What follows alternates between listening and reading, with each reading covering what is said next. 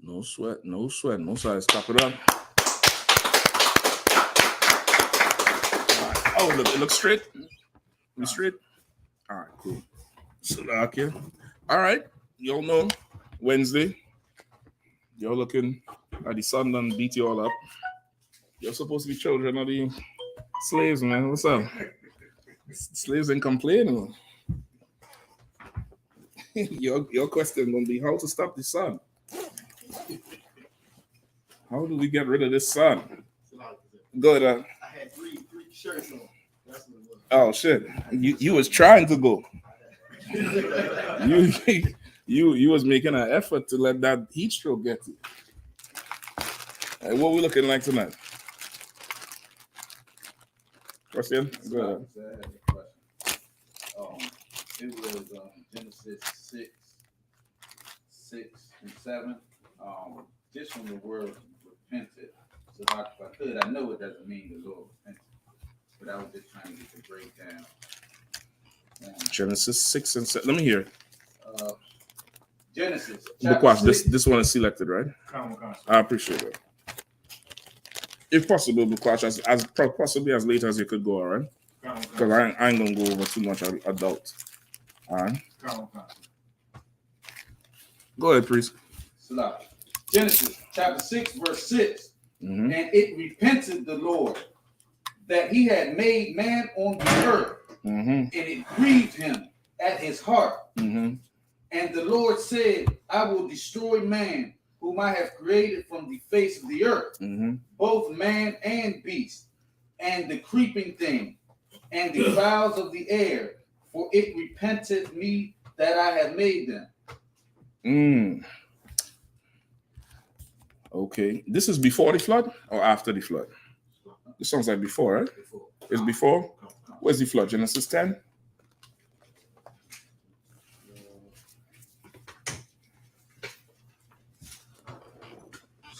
Genesis 7. 7. Okay, so this is before the flood, right? I don't remember this question. And that dumb Arab in UK was asking me this shit, trying to say the Lord is weak because he regretted. All right. So you asking me, okay, the breakdown on the repent, right? What does it mean? The Lord repented, right? So okay, first to understand it, what is he grieved about? Hey, brother, go ahead. All the wickedness on earth for man. Okay. Anything else? Go ahead. It's like that the sons of God were mixing with the daughters and then interracial relationship. That's true. That's true. Read it one more time. Hold on one second. Shalom, sir. You have some time. Yes, sir. Well, they say it's I forget the verbiage they use.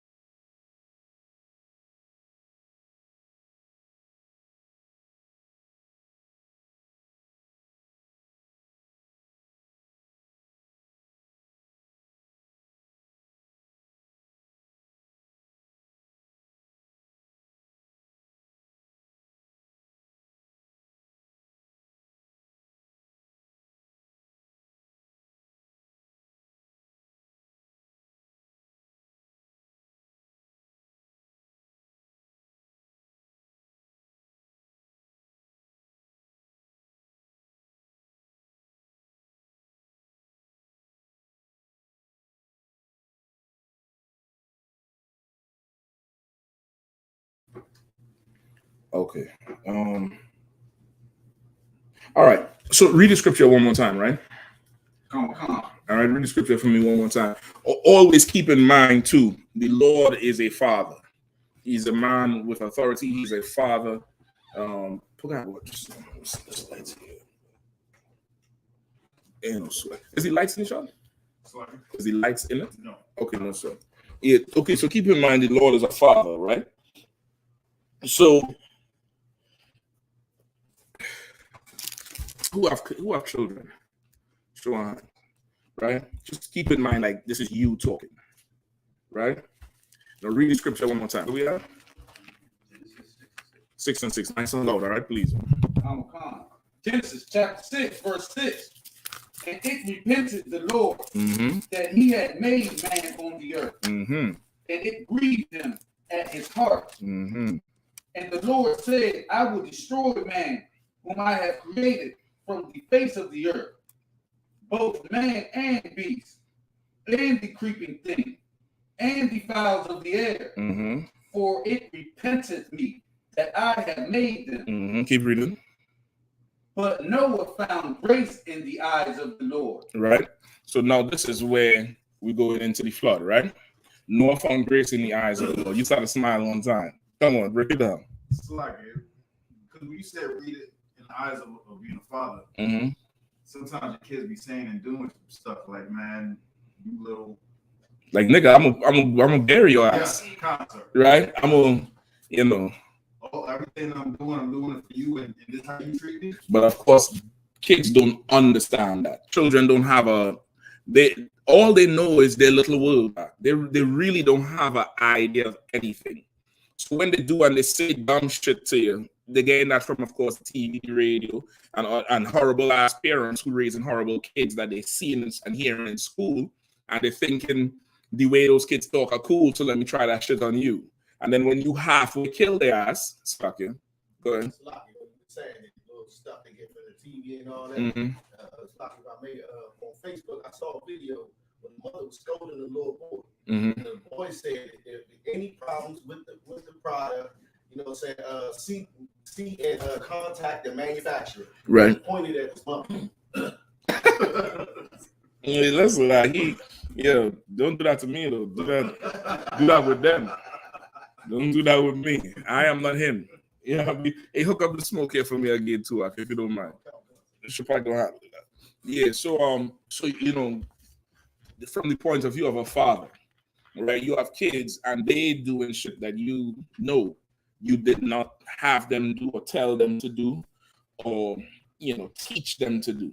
What's the first thing you say when you hear them say something off? What's the first thing you say back to them? Where you get that from? I didn't teach you that shit. Who you get that from? Say that again? What does that mean? Where you get that from? So now the Lord done create the whole earth back. He done had to suffer bullshit with Adam. He done had to listen Adam try to blame Eve for the shit when he saw what the hell was going on. He already saw what Adam did. He had to suffer Cain. He had to suffer this one, that one, all the way down to the time of Noah. And in the time of Noah, there was what? Eating, drinking, and giving in marriage. LGBTQ pride was at the height of it. Interracial was at the height of it. And the Lord was like, well, what the hell I do all this work for? Right? Remember in Genesis 2 and read Genesis 2 and 1 for me, Pagai boy. Genesis chapter 2, verse 1. Thus the heavens and the earth were finished, and all the host of them. Verse 2. And on the seventh day, God ended his work. God ended his what? God ended his work. He ended his what? His work. His work. Why he go through all that work for this shit? For somebody who he could just snuff out the earth to disobey him, to disrespect him, to, you know, disregard him, to dishonor him, you know, every negative connotation you could think. He went through work for that. So is that, you know, you could get it up here if you need to. You know what I mean? Or you could pass it to me, I'll put it on this side, whichever one you want. Got it? Ain't no sweater. Oh God, boy, you could hit this fine here for me, brother. 1, 2, yeah, that's it. I don't need that. That's for you. I don't need none of that. Just make sure this shit running right. So now it's like it's like he's working for dishonor.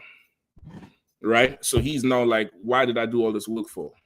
You get the point? Like, it's just like a child. Sometimes they do something and you're like, I should have never bought that damn game for that month. They disrespecting you in the shoes you just spend your whole overtime working for. But quite a I'm like, yeah. Yeah. And you imagine them knocking them unconscious out. You imagine the whole thing playing out in your head like, I'm gonna yoke this. Yeah, okay, all right. And you going through the whole, man. How much times you hear parents say, especially mothers, I'll send you back where you came from. That's a death threat. That's not, leave the house. That's a death threat. I'm put you back. I brought you in this world. I could take you out. That's that. But just to reflect on that, he even over in UK, he was asking me that they would not understand that because they worship a rock. They don't follow after a living man who could relate to somebody who is a son or a daughter, right? A rock don't care. Whatever is written on the rock must be done. Google for me how much people die every year in Hajj. Google the death toll from Hajj in Mecca. And then tell me the different ways they die in the Hajj. Sorry, sir. Go ahead. How do you spell the Hajj? H-A-J. Go ahead. It says the count by the Associated Press derived from official site and state news reports of the dead of 36 countries pilgrims in Mecca found. Read it again. Read that part again. A little louder, please, if you don't mind. A count by the Associated Press derived from the official and state news reports of the dead from 36 countries with pilgrims in Mecca found that at least 2,400 people had died. At least 2,400 people died. Go ahead. That was in one day in September 2016. That was for one day. I think the Hajj is a week long or something like that. I believe it's a week long event. I don't think it's just one day. I'm not sure. I thought it was any Muslim who can make the journey, they can make the journey. I didn't know it was just like an event. I just think whenever they it's a certain period of time. It's a certain time of the year they had to do it. I don't think it's just any time. I think it's a certain. That's why it'd be so crowded. That's why it'd be so many people there. It's pushing. It's literal pushing to get to kiss the damn silver thing. You know what I mean? Yeah. It's I think it's a literal time of the year. If I'm not mistaken, it's probably coming up soon because they just had Ramadan last week, I believe. Right? So 2,400 in one day. Did they say what was the causes of death? Trampling. Say it again. Trampling. Say it louder. Trampling. So now, if you, Almighty Allah, the Father, right, the beneficent, the merciful, the beneficent, all that bullshit they like to say, shouldn't he have mercy on them 2,000 people who dying from being trampled? You know how painful that death is. You know how resilient the human body is. The human body fights to live, right? Any adversity you go through, the body starts fighting to live. That's why if you go work out really hard, what does your body do? You gain muscle. Well, that's not the point. Go ahead. You get tired. You can't work on. You get tired until what happens? You're working out really hard. You shut down. Describe the shutdown. You have to, like, where it comes out of nowhere, where, like, it's kind of like, sometimes it can be a build up, and sometimes it can just be immediate. Okay, well, let's describe what happens. If anybody remembers. Your body cramps up. Your body might cramp up. Okay, that's really after. This is what usually happens. Go ahead. So like your limbs go. Like, Well, that's after the fact. This is what usually happens. You start getting lightheaded. You start seeing them stars, after you run some suicides or you do some hills or you're doing heavy lifting, you start seeing them little, hold on, catch my breath. And in 30 seconds, I think I got to throw up. Why is your body throwing up? That you know you need to stop. No. That's not why your body's throwing up. Your body is getting rid of shit. It's like a computer where it shuts down things that's taking up memory. That food in your system is working on the food. You outside working too. We could only do so much, nigga. So since you want to work outside, we had to stop this operation inside. And it throws up everything. How do I know? After you throw up, how you feel? You feel you could run another mile now. That's the same thing. It gets rid of the unwanted shit. You throw up everything, you get dizzy, and you sit for a second, you drink a little water. Oh yeah, I'm good now. And you running, you going. Because the body wants to survive. You get in an accident. Things happen to your organs, your limbs. Your body goes into a coma to make you survive. You understand? It shuts the brain down so the organs could live. Even that whole brain dead thing, that's your body's defense mechanism to preserve the body. You get the point?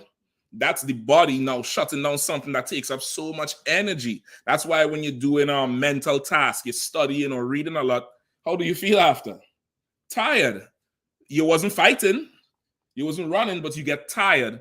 Your body, it fights to live. Always, it's always going to fight to live.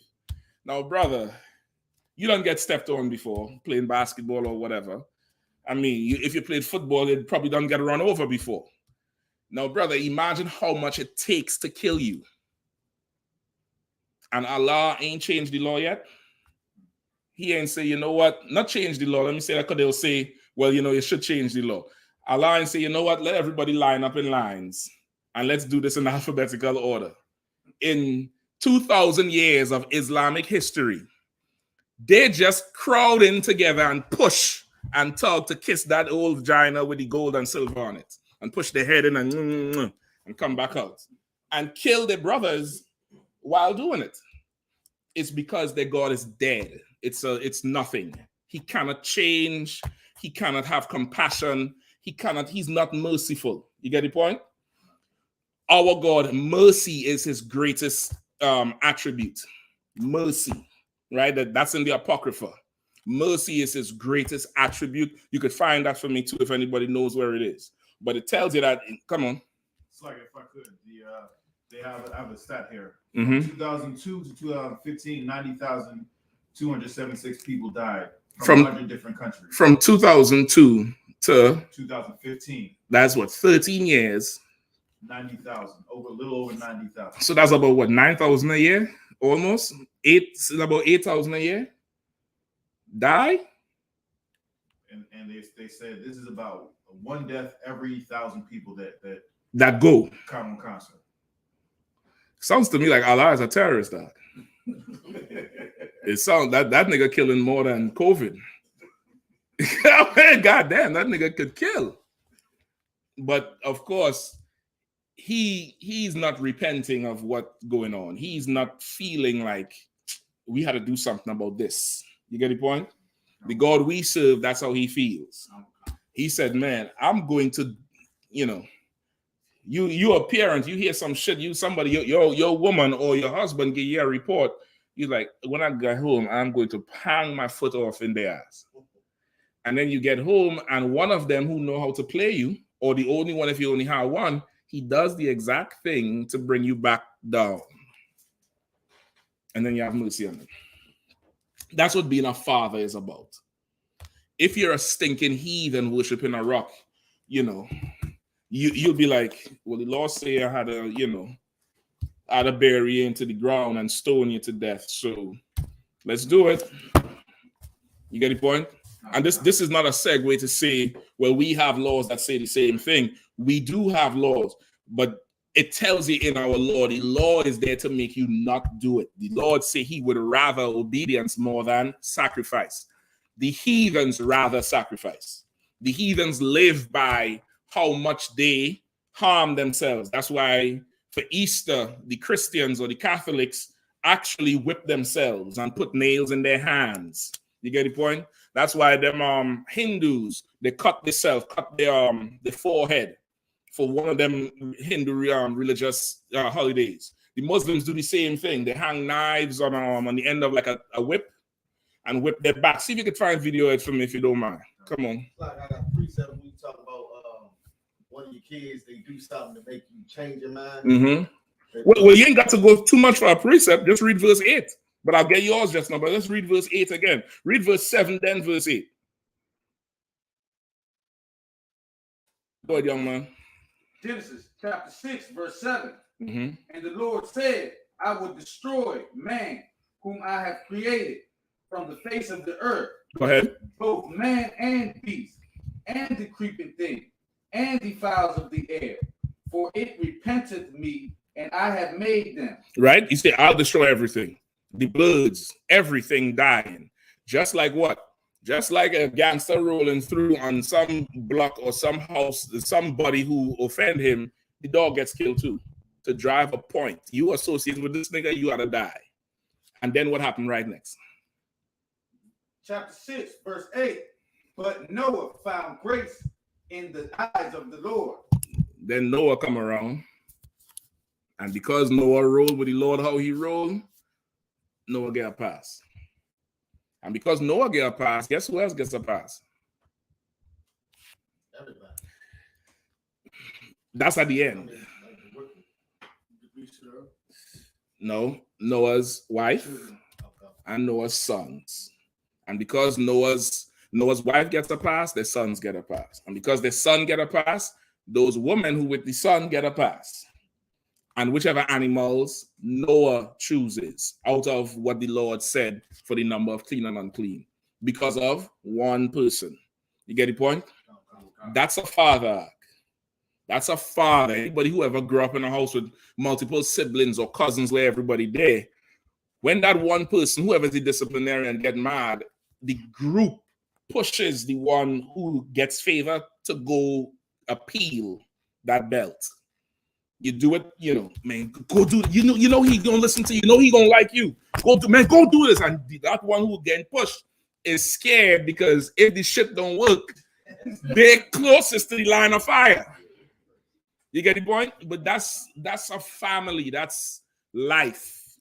But a heathen doesn't understand that. You get the point? And that's what it means is you vex the Lord. We vex the Lord. We vex the Lord something just horrible. You get the point? We just vexed him. And we vexed our father, and that's the spirit of it. You found it, Bakwash? You see, and if you all could see it, look at it and see it, you'll see what I'm talking about. The heathens, gods they worship want sacrifice. The God who we follow, brother, he said he rather obedience than sacrifice. He don't want your goat. He makes all the goats. Somebody pull that scripture too. Right, put guy boy, you found the one in the Apocrypha? I think I have. Greatest mercy. Concert. Please. Ecclesiasticus chapter 5, verse 6. Go ahead. And say not, his mercy is great. He will be pacified for the multitude of my sins. For mercy and wrath come from him, and his indignation resteth upon sinners. I'll take that. I think there's another one where it says greatest of all is his mercy. But I'll take that. Mercy and wrath. The Lord is a man of war, and he's merciful. To be able to give mercy, you have to also be able to do what? Give a punishment. Exactly. To not have mercy.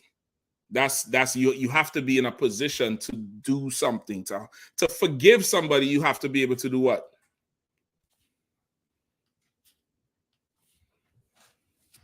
Punish.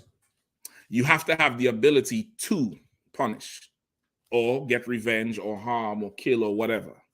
Forgiveness doesn't work if you're not in a position to do nothing, which is why we as a people, we could never forgive our oppressor because we don't have another choice. Like forgiveness is a choice to, I'm gonna bust your face, I'm gonna bust your eye, I'm gonna put you in the ground. but I'm gonna forgive you. You get the point? That's how forgiveness works. That's how forgiveness works. Forgiveness doesn't work where you can't do shit and the bully's smacking you. Say forgive me. Say I forgive you. I forgive you. I forgive you. That's not forgiveness, brother. That's being a victim. And as a people, we're not in a position to forgive the oppressor. But when Christ comes, brother, and they're on their knees and they're burying their young, now you could say, stand up, devil. What's your name, John? Come on, John. Dust yourself off, John. John, you ain't got to go through this. And guess how he'll feel? Guess how John would feel? John will exhale so deeply, he'll start crying. Like who? Like how we do. Like how we do when we get a little mercy, a little inch of favor from the oppressor. John will exhale and start crying like a Christian grandmother and holding himself. He start crying because why? He was this close to getting his skin whipped from his back. But you had mercy. And guess what John will go tell all the slaves? How merciful Bukwash is. Who? That monster? No, he is so much. He's so good. Which is how sellout traitor Negroes talk about our oppressor. Because the oppressor had mercy on them. You get the point? To have mercy on somebody, you have to have the ability to do tremendous harm. You understand? You have to have that ability. If you don't have that ability, you're not gonna, you're not gonna, do anything. See if you can silence his phone now. Just push a button. All right. Go ahead, Shapat. I got that scripture you wanted. Mm-hmm. The book of 1 Samuel, chapter 15, verse 22. And Samuel said, hath the Lord as great delight in burnt offerings and sacrifices as in obeying the voice of the Lord. Right. Does the Lord have as great delight in burnt offerings and sacrifices as obeying the Lord? Hell no. Which father, which anybody who have children, your joy is when your child obeys you. That's, you boast about it. You know what I mean? It makes you feel right. If the child is not obeying you, that's a problem. You get the point? Any more? Behold, to obey is better than sacrifice. To obey is better than sacrifice. You understand? To obey. To do as you're told, to do what's required, to do what's wanted is better than any fine you could pay. It's better than any tax you could pay. It's better than any, animal you'll have to kill. Give me the one where he said, I don't want your animals. It's in there? Come on, please. And to hearken, then the fat of rams. And to say again? And to hearken, then the fat of rams. Right. And to hearken is better to hearken than to give the fat of rams, which is the burnt offering. You understand? Give me the other one. The one I was talking about with the I don't want I don't want the animals. We say all the animals are mine.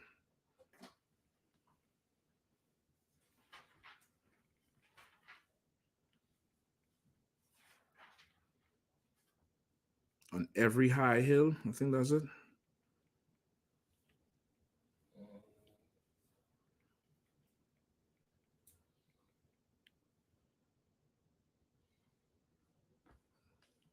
Anybody find it? I might be saying the wrong words for it. I might be saying the wrong words for it for sure. But it is yeah. This is regarding going to fix an issue with your mother. Say again? This is regarding I missed the precept he was reading. No, this here is regarding the brother had a question in Genesis where it says the Lord repented. Right? This is the Lord repented for making man or doing something. This was in line with that where the Lord, he really just wanted to obey him. right? He doesn't want you to disobey it. But I think it's in Psalms. Go ahead, Bukwaj. It's Psalm chapter 50, verse 10. For every beast of the forest is mine, and the cattle upon 1,000 hills. Right? Read the one above it. Verse 9. I will take no bullock out of thy house. Read up some more. Verse 7. Hear, O my people, and I will speak. O Israel, and I will testify against thee. I am God, even thy God. I will not reprove thee for thy sacrifices or thy burnt offerings to have been continually before me. Right? So he's saying, I will not reprove thee for thy sacrifices or thy burnt offerings. What does that mean? I'm not going to forgive you because you sacrificed. I'm not going to forgive you the sin. Different.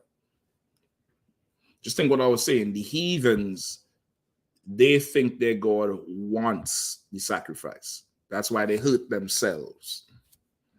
It's like like back then they were ready to give their sacrifices because they knew they were going to sin. Like a Christian in church, you go to church Sunday, but he know he gonna leave right out and sin. And instead of just having your sacrifice ready, the Lord's like, I don't want that. I want you to obey what I'm saying. It's more on that. It's more him saying, just think like a judge. Like you get a ticket, traffic ticket. You challenge the ticket, you have to go before a judge. Imagine a judge telling you, I'm not giving you this ticket to collect your money. What does that mean? You're saying I'm not.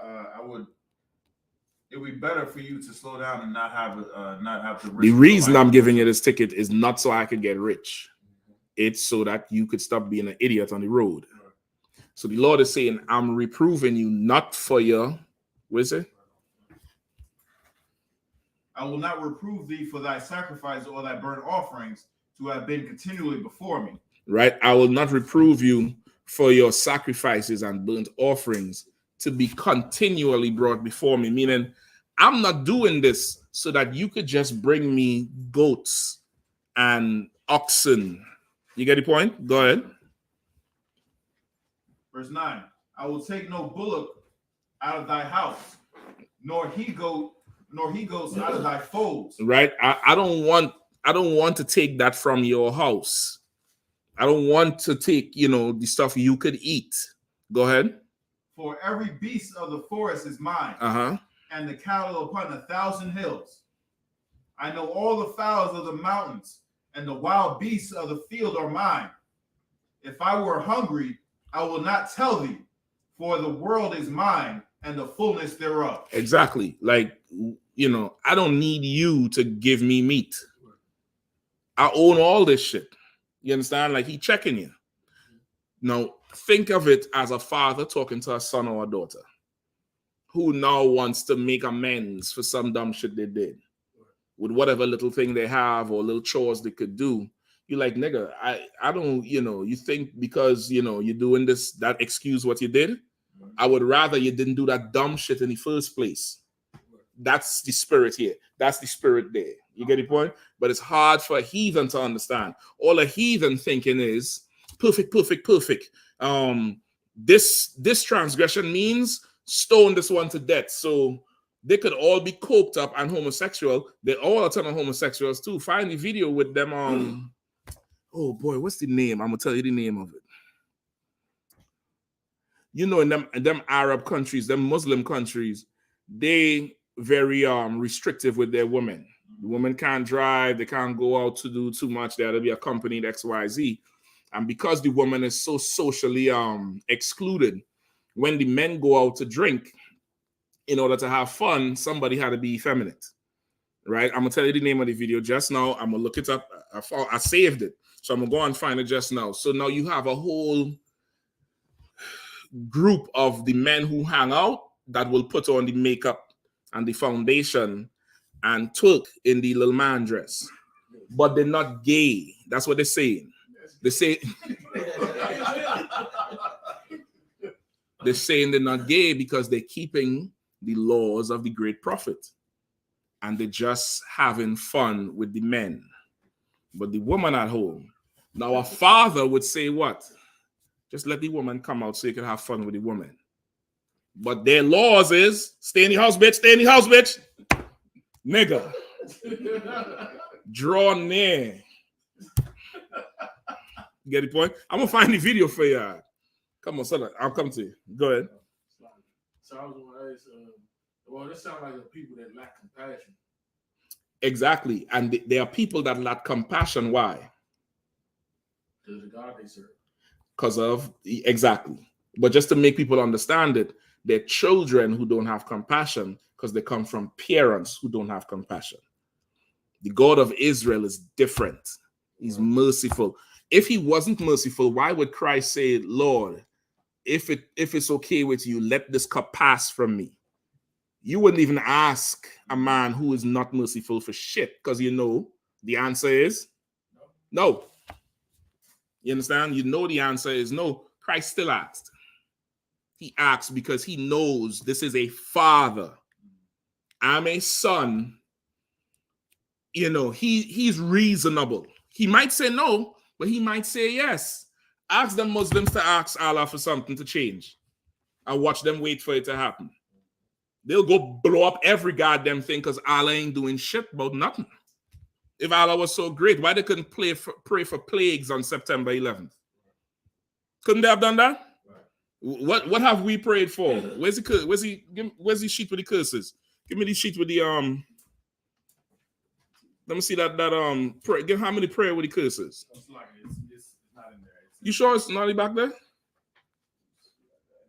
I think it's at the back there. Yeah, it's right here, sir. Yeah, it's at the back of that clipboard. Let me see that. Let me see this. Hold on. Send evils and curses and punishment and destruction to the heathen that speak against the prophets, the teachers, the priests. Evils and curses and punishment. And COVID comes out of nowhere and shuts down the earth. Right? Hold on. Let me get some more. Open up the internet and the airways, the cable access channels, the radio channels. Mission to Acuna gets covered. Some dumb shit happens somewhere, they come and ask the man and Johnny Yahanna for something, stick a camera in his face right then and there. So what do you think about this? And he had to drop it for them. You get the point? Where else we are? Let loose all the plagues, cause them to go to and fro through the earth and consume them. What they just announced in DC today? Anybody who's paying attention? Some new strain of COVID that just tearing everybody out the frame. It's not really a new strain. They're saying the COVID coming back because people getting too loose with the shit now. So the COVID coming back, right? Let loose all the plagues. Let the plagues shake the house of the thief and the murderer. What's the house of the thief and the murderer? America. America is shook, has shaken right now. It's fully shaken. Shaken their pockets. They broke. You're buying foodstuffs that's expired.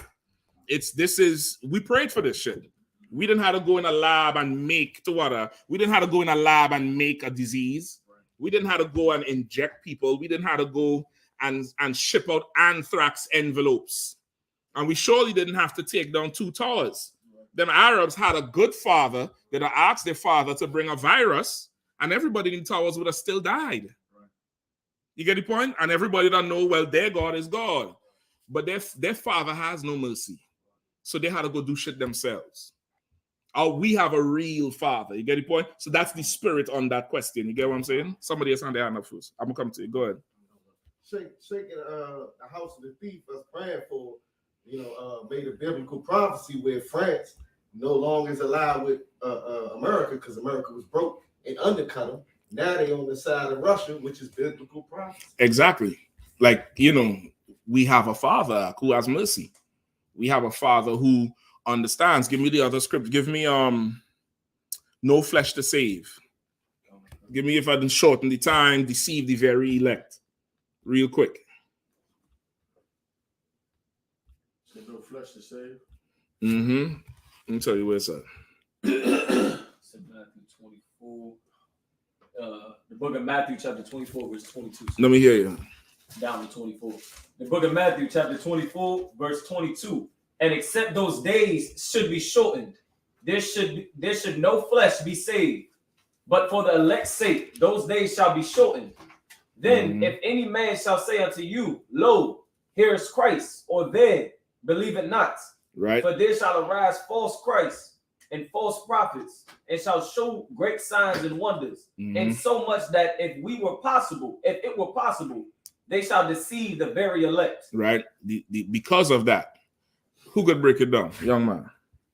You need him to read it again? Go ahead, read it again from the top. From the book of Matthew, chapter 24, verse 22. And except those days should be shortened, there should no flesh be saved. But for the elect's sake, those days shall be shortened. No. Read it again from the top, the whole thing. From the top, verse 22. And except those days should be shortened, there should no flesh be saved. But for the elect's sake, those days shall be shortened. Then, if slow it down a little bit. Go ahead. Then, if any man shall say unto you, Lo, here is Christ, or there, believe it not. For there shall arise false Christs and false prophets, and shall show great signs and wonders, and so much that if it were possible, they shall deceive the very elect. Please. If I could, is this saying that if Yahushua doesn't come back soon,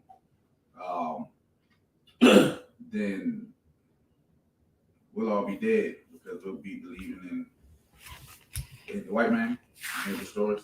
In a nutshell, it's basically saying that. Anybody else want to try it? Come on. Stop. He's saying so like I don't know if this is the time frame, but after like in the Renaissance, you'd say that his days would be his time is short. So our oppressor has a short amount of time, but in that time, the Lord, for our sake, is making his time short. And in that time, our oppressor has done everything to deceive us or who we are. To try to say this, basically in a nutshell, our oppressor trying to deceive us in this short amount of time, and the Lord's making it short for our sake. Why? Because he's our Father. I was gonna say, along those lines, he's making it short because if we keep going through this hell, there's gonna be some false Christ is gonna be up, and you're giving me the too much of the. You're right, but you ain't giving me the full spirit of it. So like if I could, I'd take a crack at it. Where it say that they shall deceive the very elect, these false prophets and these false false Christ, these the leaders, not only just our oppressor, but the leaders in the black community. Like I'm trying to think of some examples of the great signs and wonders. But if they were to start to, I don't know, try fix the neighborhood, or they were to go and get Brittany Griner, or they were to go show these things, they would deceive, like it would deceive like the how do I put, I'm trying to shorten it down into simple words. What the elect would be, the ones in it, right? In I.S.U.P.K. So if the Lord wouldn't shorten this time, like the things that these how do I put it down? Okay, let me give you a hint. The reason why y'all can't put it into words, because you're not thinking of a parent having mercy on a child, which is what it is. Sloppy, if I may.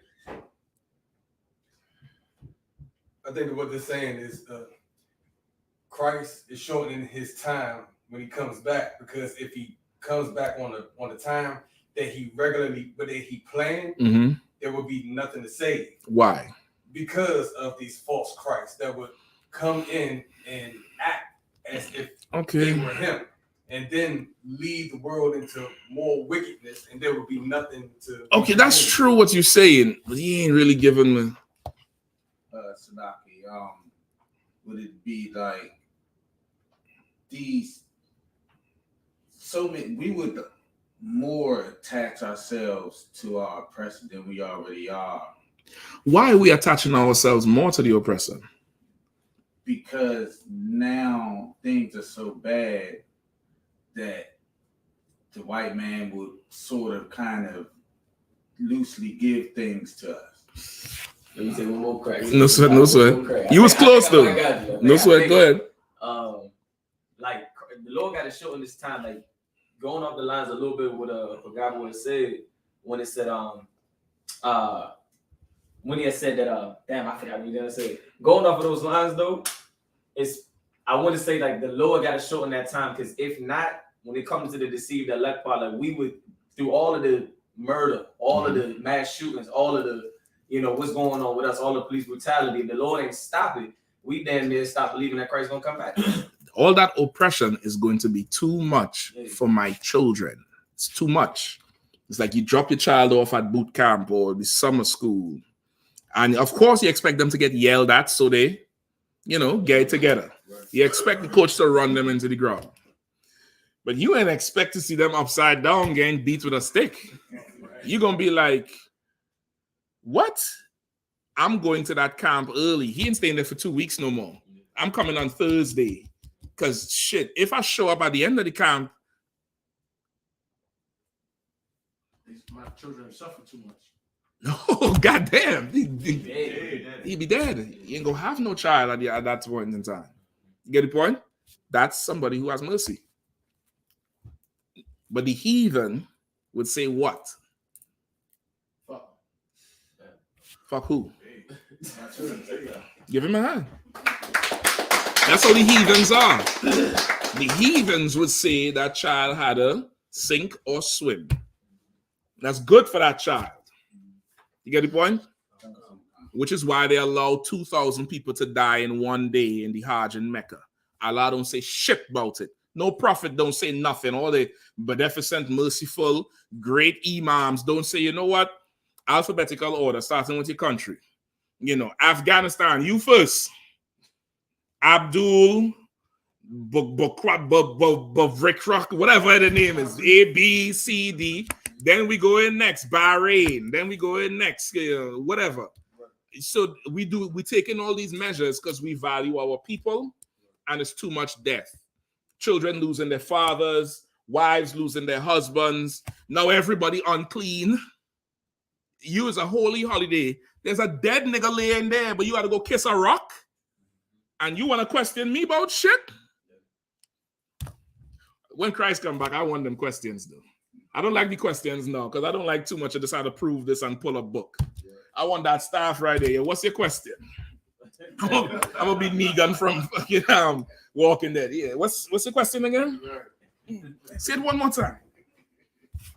Here's the answer. Pal, any more questions? No more? You sure? All right, carry on then. You all good? You all right? No problem. Come on. Okay, I remember I was watching the general. I don't know if this is what you was talking about when you was talking to the Muslim brother and the Muslim dude in UK, where he was like, what is homosexuality? And he was like, look it up. It says, same sex, intercourse or whatever. Mm-hmm. But what you were just describing earlier about a man dressing up as a woman, even though you're not having sex with them, that shit's still gay. Okay, they do have sex with each other. They do. But to them, they're doing this because the woman not allowed to be out. So this is a necessary thing to keep the law. That'll be lawful. A father's supposed to come out and say, man, just go sit next to the girl. Just leave the nigga alone. You go wash that dumb makeup off.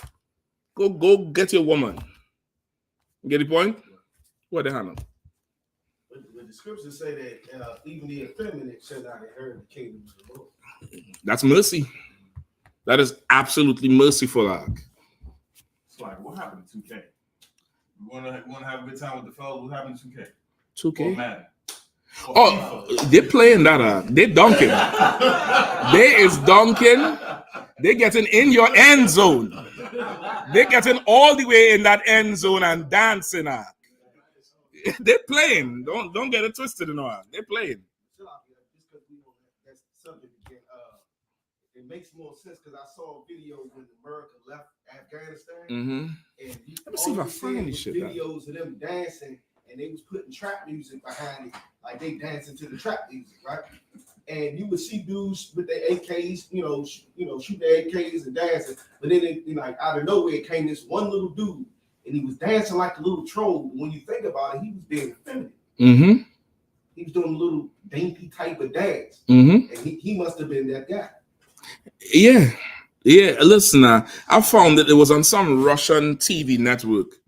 So they, of course, they're trying to, of course, cut Putin off and all his shit.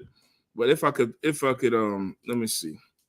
Somebody just look it up in the meantime. But Quas, line me up. That good on your question, brother? You understand it now? You understand the spirit of it now? Like to understand the Bible, you have to be a living person, a living creature. You get the point? You have to be, somebody who's alive. You can't be a dead person. You can't.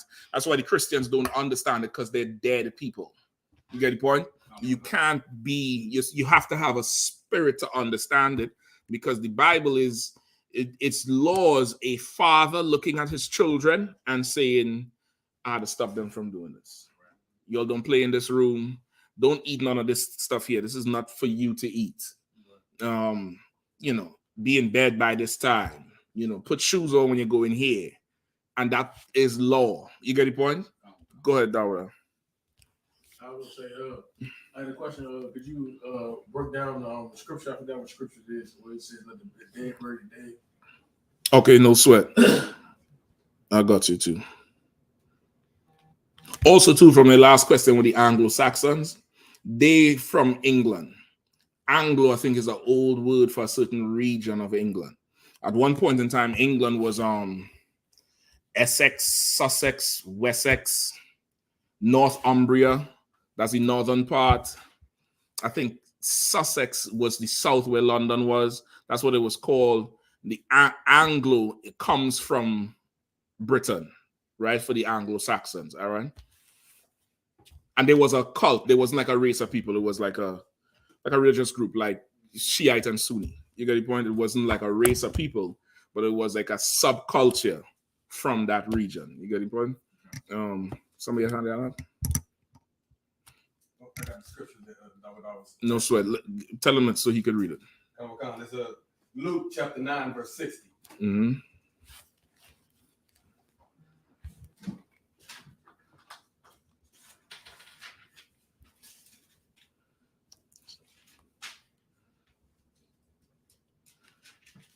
Because if I find it, I'm gonna send it to you, all right?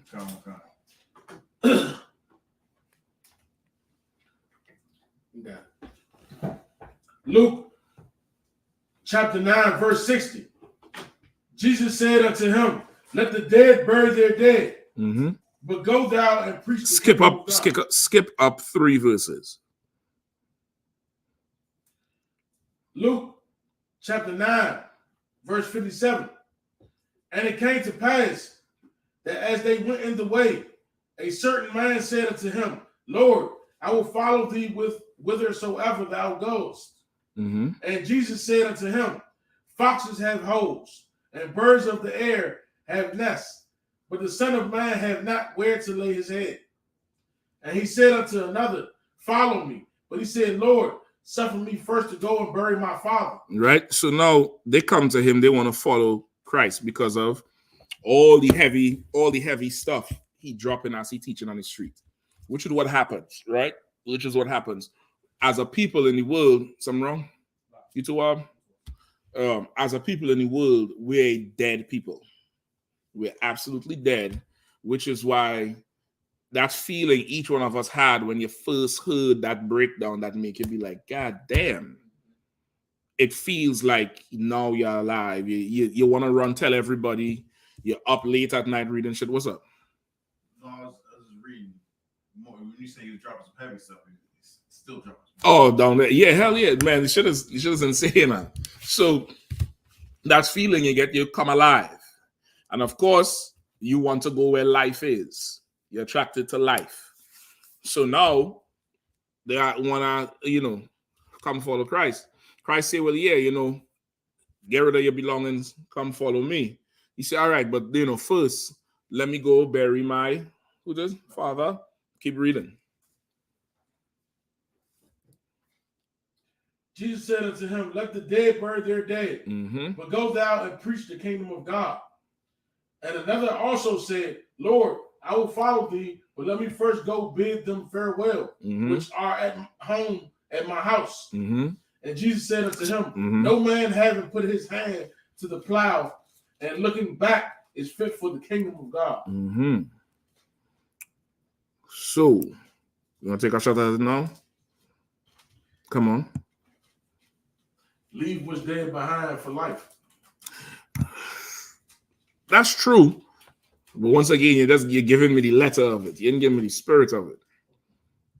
All right. So the first instance would first let me first go bury the dead. Right?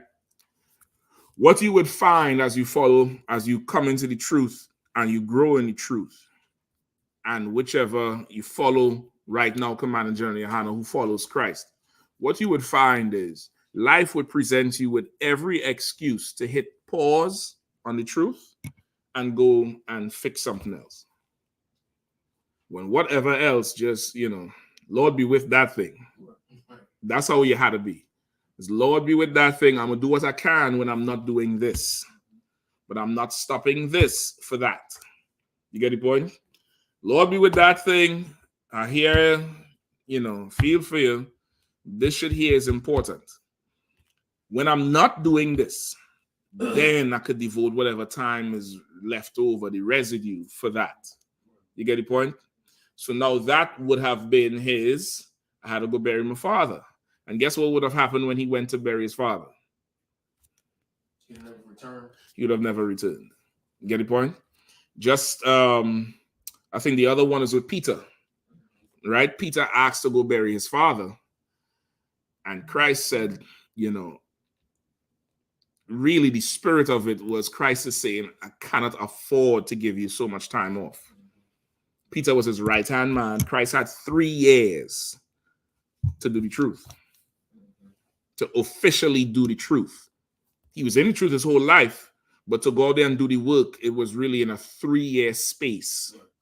He couldn't afford to give Peter time off. Don't think Peter could have jumped on a plane and go somewhere else and, it's, he at least a week because he's unclean, but it could be more. And, I can't, Peter family in the world, whatever they're going to do, I had to keep you right here close to me, young brother. Lord be with you. You might be in your feelings about this shit, but I can't let you go. You know what I mean? I'm come to you. I was gonna say, so how would you, equate that to, somebody that actually lost somebody like the time now? Mm-hmm. Well, what you should do is, how do you endure from your last class? See, how do I endure? Mm-hmm. Endure to the end. Remember your last class? Enduring to the end. Who was here? What does endure to the end mean? Does it mean just fight and hunker down? No, it means call your camp leader. That's what the hell it means. That's how you endure to the end. Because your endure to the end could be like them 2 bitches who left the truth and thought they survived something. You get the point? Right? Like Zach say, we survived your traitorous ass. You didn't survive us. We survived you, you dumb hoe. You get the point? We survived you. You didn't survive us. You get the point? To endure would be to get counsel, get direction. You get the point? Which is what Peter did, which is what this dude did. So what you want to do is you call. Because why? Mercy. You might make a call. Your camp leader is now going to call whichever general he report to and give him the rundown. What's this brother's rank? Do you have camps coming up? Where does he have to go? Tell me about this brother or sister. How are they? Let them go. You might want to send 2 people with them. Because depending on the brother or sister, the family might try to take advantage of them and they might need some extra strength. Or he's what? He can't go. He can't go out. Or he could go, but he has to stand outside. I need him for camp. So, brother, you could go, but I really need you for camp. And you know the truth. Your father not in there. Your mother is not in that house anymore. They're gone. This is just, the honor, the duty you would do. It depends. You get the point? In Christ's time, them 12 was the truth. It wasn't schools all over the world. It wasn't, radio shows and food drives and cookouts and shit. It was 12 niggas, would have a short time to do the work of the Lord. A week is a lot when you're under those conditions. You understand? A week is a whole lot. And a week without your right hand, oh my God. Shit. What the fuck? The nigga dead, he dead. Let them niggas in the world, them dead niggas, bury the dead man. You living. You understand what I'm saying? What the question? Come on. I was gonna say, like, the spirit of this is like it's so heavy, because where it's saying verse 62, and it's saying, you know, you put your hand to the plow and looking back, it's fit for the kingdom of God. Like, it made me remind me of Esau and his military. Like, when I was my mother had me in her womb, they was trying to send her to Korea for a year, even though she was pregnant or whatever. And so they ended up canceling the orders. But as soon as she had me, I wasn't even 2 months old. Right. I remember the way they tell it, she was begging and begging and begging for them not to send over to Korea, because she was going to go for like a year or 3. Right. I wasn't even a month old, and they still sent her anyway because of what they had to do. So like, it really put us in the mindset, like, of course Esau not in the spirit with it, but it really just put us in the mindset of like really how serious we got to be towards the work, because Esau gonna do it. Esau, when you go to that enlistment office, you sign your work to come up ahead. No matter what you got going on, I gotta go get married. I got a wedding coming up. If you get deployed, you get deployed. Listen, if you going, and because that's what they did to build their kingdom. Now, once again, what you're saying is right, but it's the opposite, because he does that because he has no mercy. Give me the precept for that. Give me, how is it the opposite for us? I'm gonna come back to you. Go ahead. Now I was going to ask, so, you know, being in the truth, how do you help somebody that's going through something like that? How do you? Okay, you got to give me more. Who's the person? Say it's not me or somebody that's in the truth that lost someone. You know, how do you help somebody in the world get over that? Okay, somebody in the world who's not in the work of the Lord, they should go to that funeral and cry and jump down in that grave if they have to. They should go there and devote as much time to grieve and support family members and stuff like that. They should do that thing. They should do it. There's nothing, you shouldn't stop somebody in the world from doing something like that. You understand what I'm saying? You should let them go. A man under orders is different. A sister under orders is different. You understand? It's a different situation. You get the point? That's something that has to be considered, because it's like, it's almost like that's just basically the concept of it. Like I need you for this job. Now somebody in the world, they're not needed in the work of the Lord. They're not involved in the work of the Lord, so they should go to that funeral. They should be part of it, and they should be given that time to grieve. Because as far as they know, their daddy, their mommy, their pa, their pop, whatever, whoever it is in the hole. Somebody in the truth already knows, So how do you, like, being in the truth, how do you talk to somebody like that? What advice do you give a person like that? Okay. Give me, what you holding? I have Ecclesiastes chapter 28, verse 4. Is it for this or something else? Show no mercy to a man. Show it no mercy to a man. But what do you mean? You asked to bring up a precept about how Esau doesn't give a crap about anybody else. Okay, hold that one. That wasn't the one I wanted, but there's some. Okay, I was asking for the opposite, how we are versus how he is with his military. But you can hold that one. Give me in the Apocrypha where what is he asking me again? How okay, give me the Apocrypha. Hold on. Let me tell you the exact words. Because I'm still looking for this tape of them niggas belly dancing and shit in the club. Them niggas dancing and getting drunk and wearing eyeliner and shit. I swear I saved it. Might be getting slack.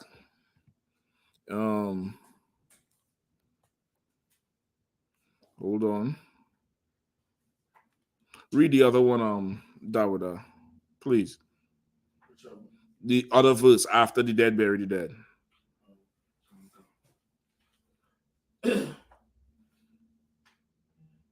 And another also said, Lord, I will follow thee, but let me first go bid them farewell which are at home at my house. Mm-hmm. And Jesus said unto him, no man having put his hand to the plow and looking back is fit for the kingdom of God. Right. Go ahead, Shepard. So I just want to ask, is a precept for that, or is that too loose of a precept? When Lot was leaving Sodom and Gomorrah, his wife looked back. You could use that. You could use that as an example. I wouldn't definitely not pull the whole precept, but you could use it. You could definitely use it because what she did was miss Sodom. When I say she looked back, she missed it. She looked. It's like she did this.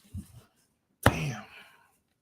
Like heartbroken over a city of Sodomites getting destroyed by the Lord. Like she missed it. So the Lord said, well, since you want to be with them, ashes, which is what the salt is. Not salt like what you eat. It's, volcanic ash, salt. Like that was it for her. She was with them now. She don't have to look back no more. She's there. You get the point? So it's like that. That one more so is letting you know, okay, you can't pause your work, your life. You can't pause your life in the work of the Lord. You can't,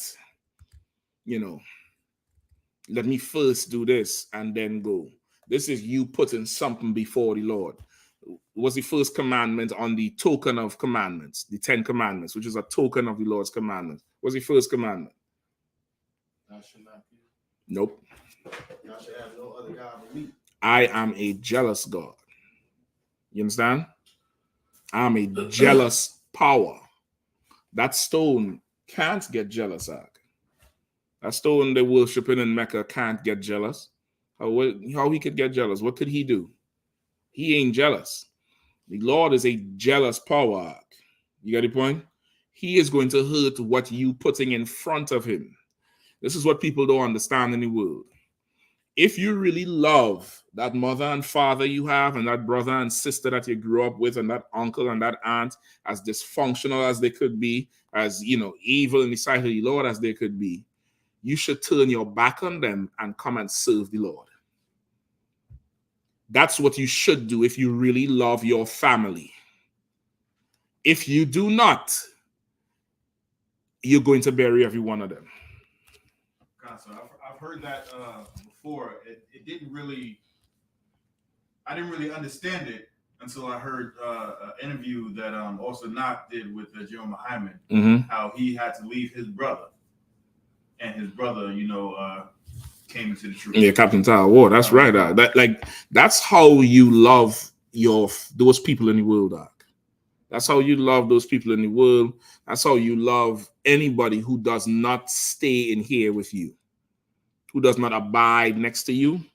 The only thing you can do for them is appeal to the merciful man on their behalf. Like Noah. Like Abraham when he was appealing to the Lord for Lot. You understand? Not say, Lord, let me chill for a second and let me go down there and rescue Lot. No. You get the point? Come on. Like when the rest of Israel did it for Benjamin, when they had the war with Benjamin. They said, we don't give them our daughters and they're going to die out. Okay, that's a little bit different because that was them doing something. I'm talking about begging the Lord to not do something. This is that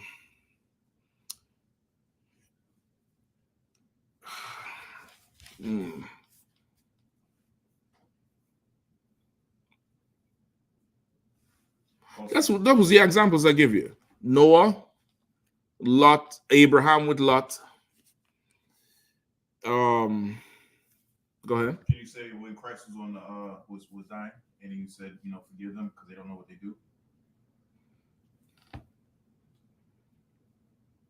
No, but I can say Christ in the temple saying, who is my mother and who is my father? Mm-hmm. Because of that, Mary didn't have to die. Not like everybody else would. You get the point? Mary didn't have to go through things. Mary was shit. She coming to him to turn water into wine. Imagine the shit she having him doing the house. That ain't they no record in the scripture. But if she come to him in public to do some shit, come on now. You get the point? Like Christ, he loved his mother and father, so he went to do the work of the Lord. So he turned his back on them. Not hatefully, but listen, I had to do this work. This is the work I had to do. Ezekiel had to learn that the hard way. Right. Ezekiel had to learn what to do first, and then, you understand? Like, that's the situation. Who are they on? Come on. That Ezekiel was cold-blooded. But how about when the Lord told Moses, he gonna kill everybody and start over from him? And Moses, had to entreat the Lord. Lord, what would the heathen say? What would these other nations say? They would say you're cruel and you're evil and you're wicked. You freed your people from Egypt just to bring them out here and shame them and put them to death. Don't do this, Lord. He had to go plead on behalf of his brothers. You get the point? That's what I'm talking about. You get it? But not so much that, because Moses didn't have to turn his back on Israel. This was, the Lord gonna kill everybody, and the one who has favor, he had to go and talk to Pops. You get the point? What I'm talking about is you, me, everybody who is in this room, who hearing the sound of my voice. You think that by you not fully coming into the truth because you have to be there for somebody is how you gonna is love. That's not love. I'm gonna give you a good example. You a brother. Your woman is a loudmouth Christian monster, and them goddamn kids, the truth is you don't even know if they're yours. That's the truth, right? I'm getting cold hard truth. You ain't even really sure. But let's say you love them, and you see in the camp every day, and you know this is the truth.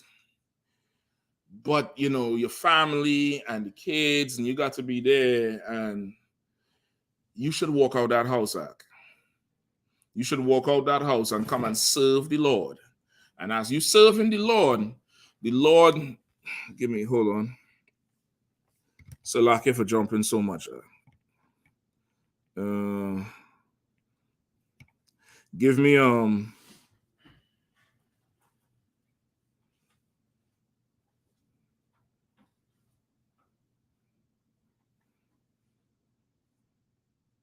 Romans 8:26.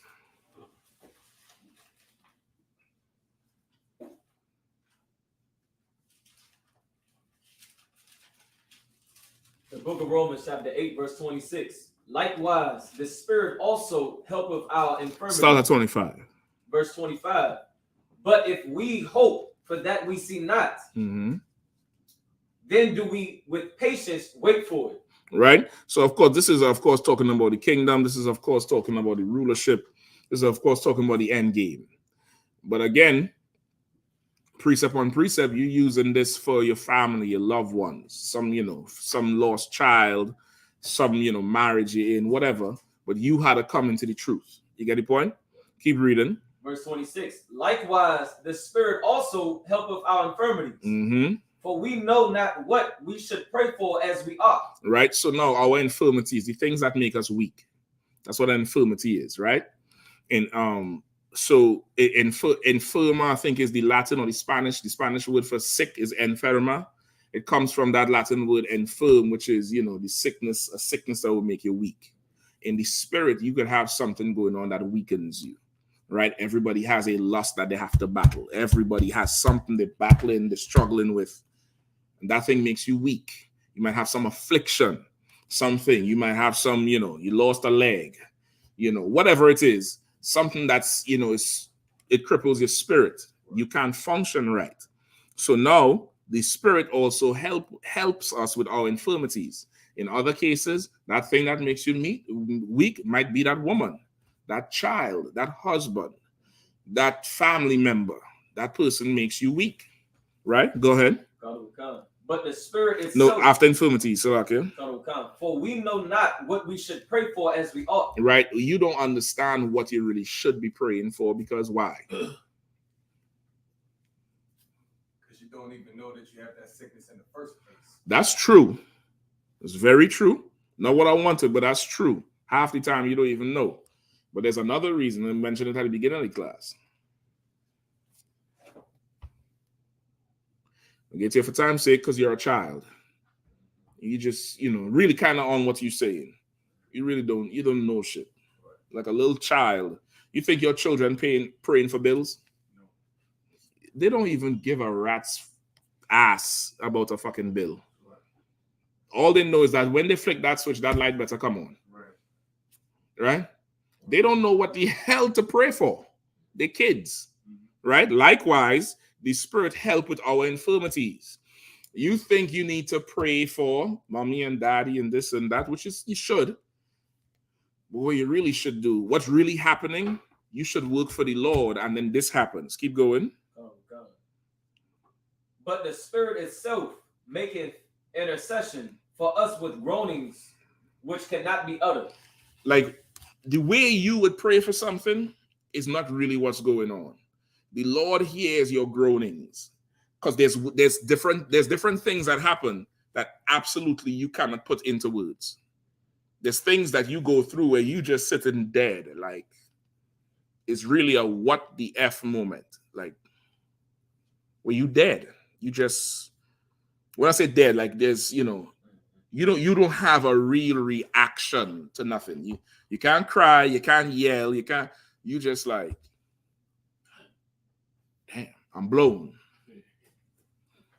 The Spirit understands those groanings. Like, you can't put that into words. You can't put, that famous meme when Denzel slap everything off the table. Try to write that. Make somebody understand that with words. You can't. You just can't. You get the point? The Spirit does, though. And it makes intercessions for you. Where the Lord now could really understand what you're dealing with and start to put things in place. But of course, if you ain't working for him, what the hell he had to do something for you for? Why he sending an angel to help, you? For what? You're not beneficial to him. You're not doing anything for him. You're not increasing anything he put down. You're not adding to what he did. You're not working. Remember, he did work. Remember, he worked in the beginning, and then he repented because he did all this work. Now, you need something done. You going through it. Shit tearing you out the frame. You really can't put that shit into words. What's going on, Aki? You all right? Yeah, I'm all right, man. You can't even verbalize the shit. The shit happens. It happens to the best of us. Don't think the Lord ain't seeing the shit. But the solution you think it is not what it is.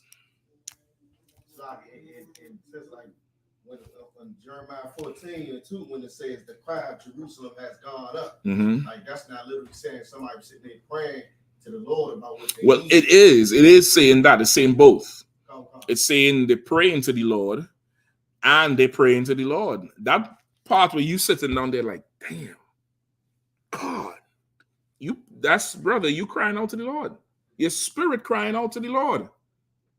Anybody who has children, when your child is in like pain, like, really jammed up.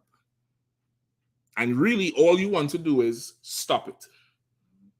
You want to stop that pain, and that's how the Lord is. You get the point? You want to stop that pain. But if your child jammed up and they ain't doing shit, you ask them to.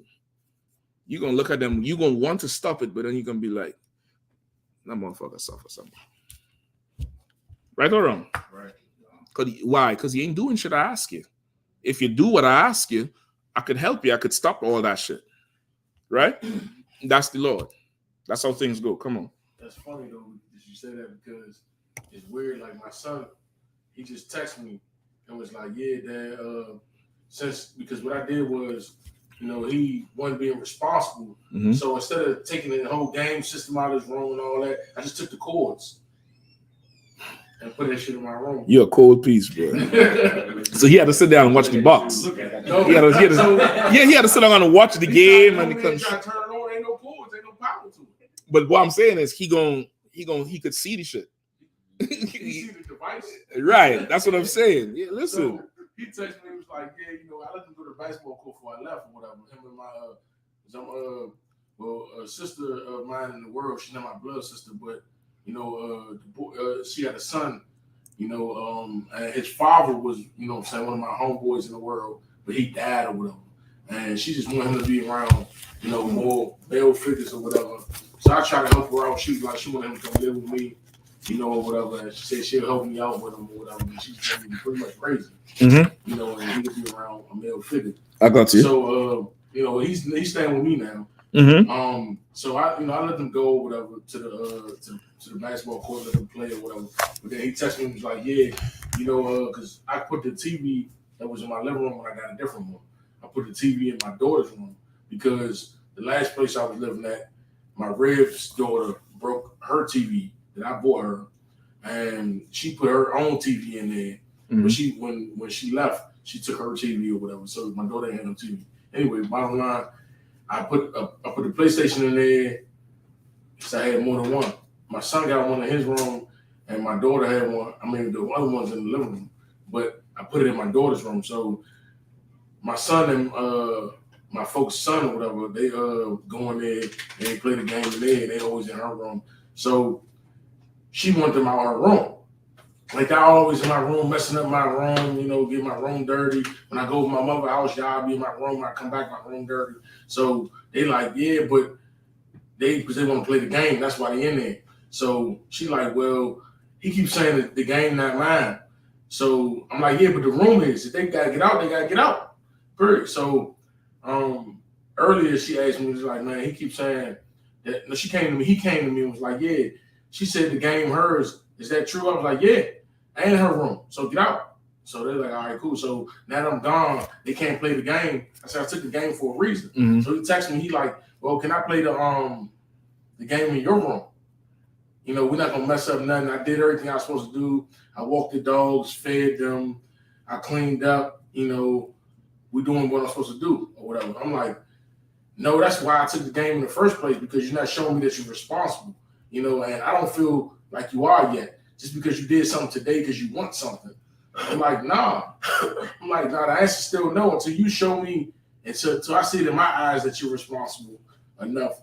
As my oldest child, because you got all your younger siblings looking at you, along with your cousins. Did they apologize to the girl for messing up the room?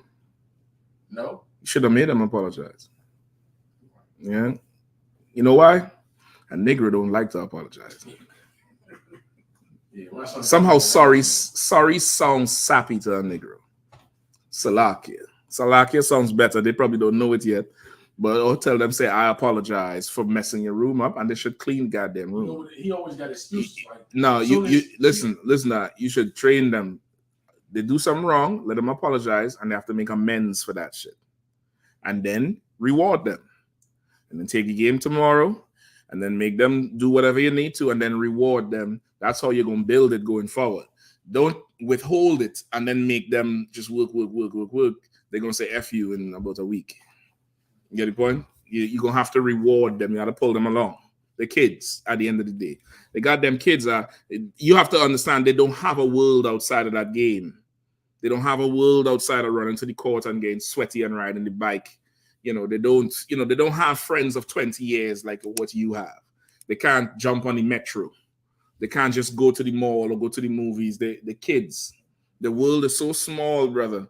And to remove something from them is like losing your job. It's devastating for them. But of course, you being an adult, you be like, man, you acting like that over a game? Yes, nigga. That's what else? What else could I do? What else you want them to do? That's what I do. Like my girl used to tell me. Listen, and how did you feel when she told you that? Like, man, you ain't trying to read no. All right, then. So why you gotta have mercy on the youngins, man? You gotta be able to understand what the hell they're going through. Why don't you go read the book with them? Huh? Oh, okay, good. Give him a hand. Shit. Hell. You know how much that sounds like punishment to a child. Go read a book. I'm just trying to play some game. Know how to go read this shit. And they're just there and then turn the page for an hour. And you're like, you still on that because nigga, they're mad. What do you fucking want? And then you gonna get mad because they ain't turn the page and now you want to beat them and they're gonna be plotting to kill your goddamn ass when you get 60. Because they're going to remember that time you beat them for not turning the page. That's how they're going to take it. No, I was just giving an example. You know what I mean? Let me, I'll come and tell you, Barack. Give me 1 second. Let me get Ecclesiasticus 22. And, oh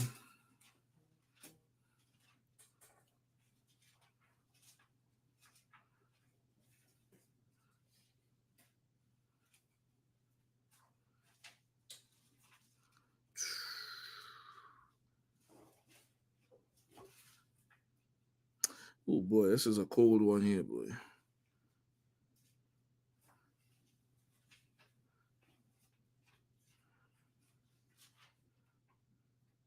Start at E11. That. This is for your question with somebody in the world. Ecclesiastes chapter 22, verse 11. Weep for the dead. Say it again. Weep for the dead. Go ahead. For he have lost the light. Mm-hmm. And weep for the fool. Mm-hmm. For the wanteth understanding. Mm-hmm. Make little weeping for the dead. For he is at rest. Mm-hmm. But the life of the fool is worse than death. Right. Break that down.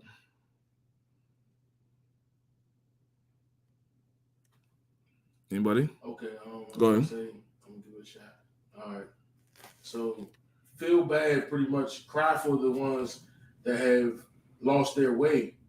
No, weep for the dead. This is somebody who wants to know how to deal with death. Weep for the dead. You understand? Go weep for them. Cry for the dead. Grieve for them. You understand? And weep for the fool too while you're weeping for the dead. Why? Because the dead done gone. The fool's still here, being a fool tomorrow and Friday and Saturday, and they're going to be a fool next month. Get the point? And the life of a fool is hard. Weep little for the dead, because really they're at rest now. They ain't got to deal with this shit no more. Get the point? They're gone.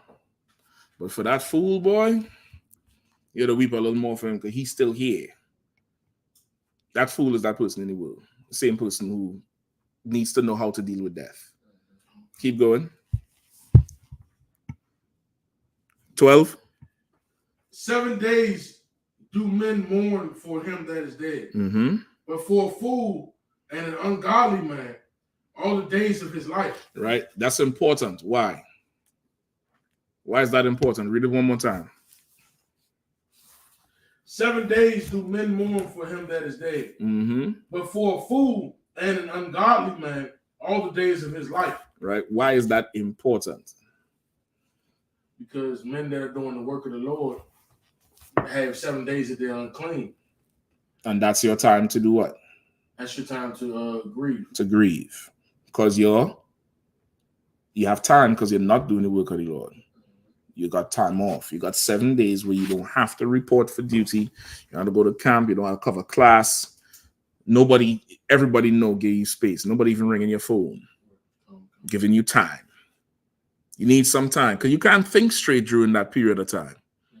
You just suffered something. Man, the Lord understand that you have 7 days, you're unclean. Nobody could come near you because you're unclean. You have time off. But for a fool in the world, Doc, shit. They make a little shrine. I.S.U.P.K do it heavy with the ofrenda. Where there's a little shelf or a little, some kind of chest of drawers with every dead relative. Grandma, grandpa, and that's for life. It's for life. Some people, the room the parents was in don't even get cleaned. Don't even, when I say clean, I mean not like it was dirty, but they don't remove the older clothes and, don't go in there. Don't lay on that bed. That's so and so bad. Nigga, we bury him. Shit. What you want? Every Mother's Day or Father's Day, you in a mess. You put on Boys to Men. I can't live without my mama. Okay, this up. Nigga, you're doing too much, man. That's the life of a fool. You get the point? Don't be a fool. Go mourn for the dead, but then come back to the living. Don't live with the dead. You understand? That's what I would say to break down to them as best you can. Let them know it's good to go and mourn and grief and cry and do whatever they need to do, but come back to the living. Don't now make your life about the dead. You understand? What, Yahanna? You? I did. Come on. But I want to say about this scripture here. It's not this verse right here, but also in the Apocrypha, it's another scripture that talk about after this person died, you get your time to mourn, and then it tells you why you have to now, get back up. Get back on it. Yeah. It's you remember what it says? Apocrypha as well, but it tell you why you can't stay. Why you have to now get back to it and get back on. Give me Ecclesiasticus 13. No, it's like 38 and 16.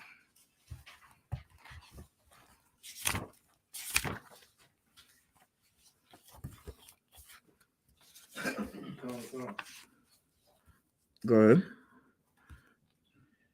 Ecclesiastes chapter 38, verse 16.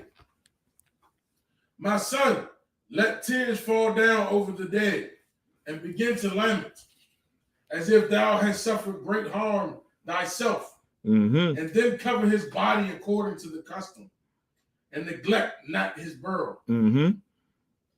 17. Weep bitterly and make great moan, and use lamentation, as he is worthy. Right? So that's why I say, someone in the world, man, let them go and go all out for that funeral, brother. They should not hold back. They should not, they should let, go to that emotional place where they need to, so they ain't, like seeping it out for the rest of the year because they didn't get to grieve right. Good question. What's our custom for burying? With the UPK has a burial department. I don't know the ins and outs of it, but it's, they ought to be wrapped a certain way, certain type of cloth. They ought to have a certain, be rubbed down with certain, or anointed is the better word, not rubbed down with certain oils. Certain prayers had to be said. There's a whole procedure, like the Sabbath service procedures. There's a whole procedure for the whole thing with putting somebody into the ground. Then John Haas over the burial department. Zakar, your contact Zakar for the I.S.U.P.K burial department. If you want the UPK to do your burial. So I want to say, so if I do like a life insurance policy or something, and I want to say, or I do a will, I should put that, to have the UPK burn. If you want, I don't think life insurance policy covers that, but a will definitely. And you should tell people who's close to you, the people who would have a certain amount of say over you. You should tell them, make it known, like, yeah, he wanted them to bury him. You understand? But you making a will is, definitely a great idea. There's so many families caught up in probate court because somebody died and ain't leave no will. Because really what people don't understand, people think they don't want to leave no will because they don't want to make nobody mad with giving some son or daughters this, that, the other. What they don't understand by, foregoing disappointing one, child, the state is coming for your property. You understand? They're coming for whatever the hell you have, and now everybody gonna be sad. It's better some people cry and be mad over the one who you give everything to. I trust you would make the right decision, that this one would make sure everybody is dealt with right. But now we all had to come together and get money and pay some goddamn lawyer to go and fight the state to say this is, this belongs here, and just make a goddamn will, man. You know what I mean? A will is a good idea, and you could put that in there. Ain't no guarantee it's gonna happen. Why? So now what's the safest way to guarantee it will happen?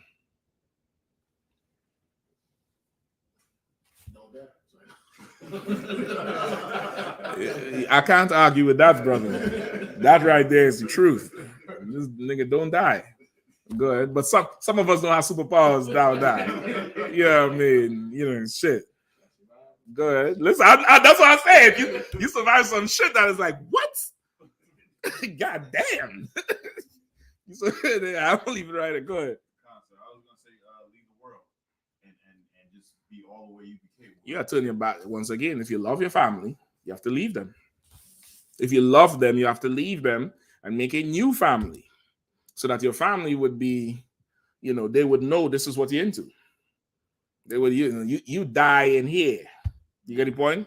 You would die in here, and that's that, right? Yeah, but because you done lived your life so much in here already, what they gonna come do? You done live and devote so much time up in this thing, it's going to be it's going to be understood. Damn, it's like leaving the world and coming into the truth is like moving to a new country. To come get your body is like just too much.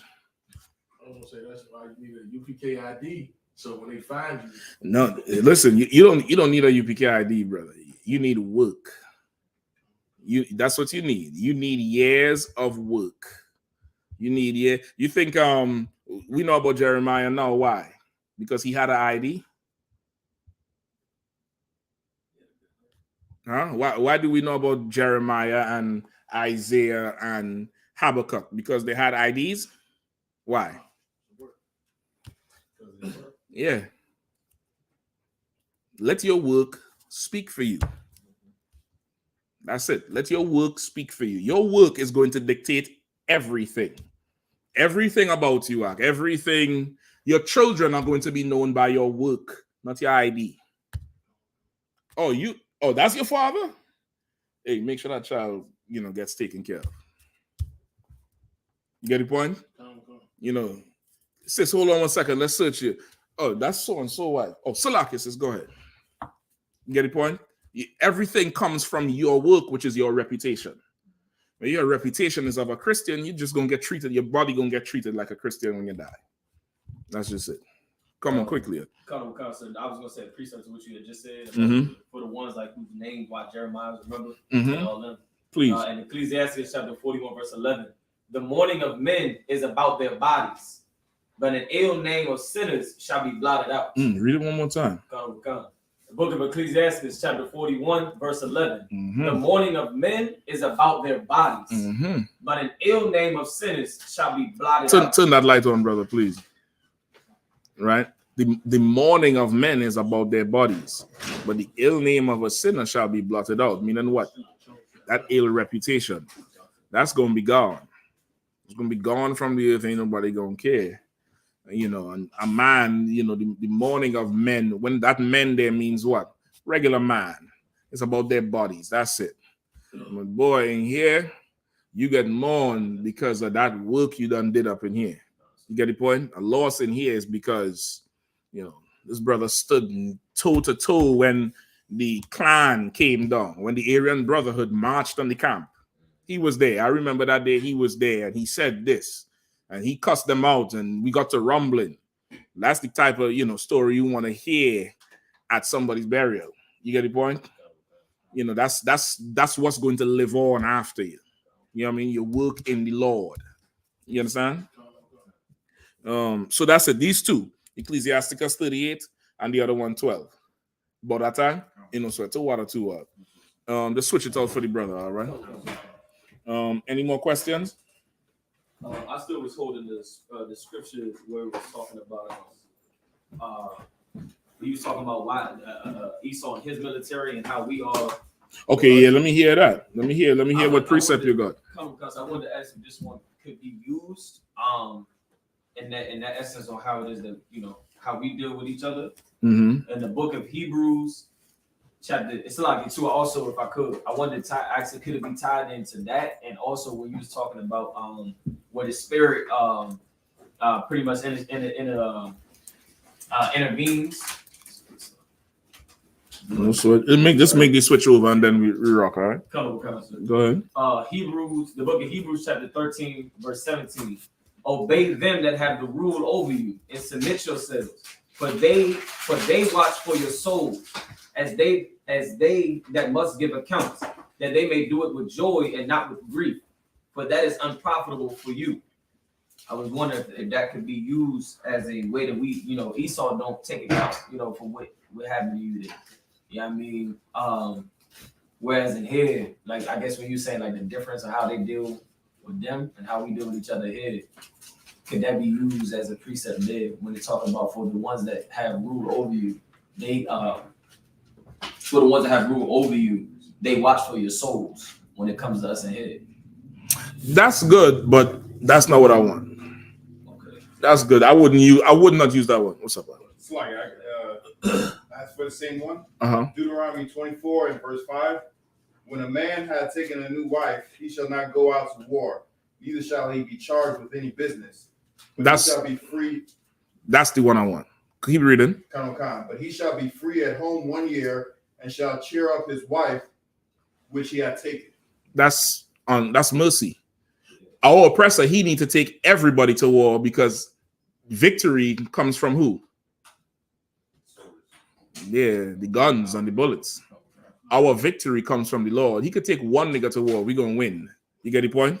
Come on. And even Esau's military, they harp on the branch I was in. They harp on mission accomplished first and then troop welfare. Brother, who the hell want to serve somebody like that? Right. That's 24 and 5. Right. And I believe you could read on with there too. There's another provision in there that's an absolute cold cut. It's an absolute cold cut. To water too. You'll be careful on the road, right? Go ahead. No, that was the only scripture that I was holding at that time. Read the verse again for the brother, all right? The Deuteronomy one? Mm-hmm. The book of Deuteronomy, chapter 24, verse 5.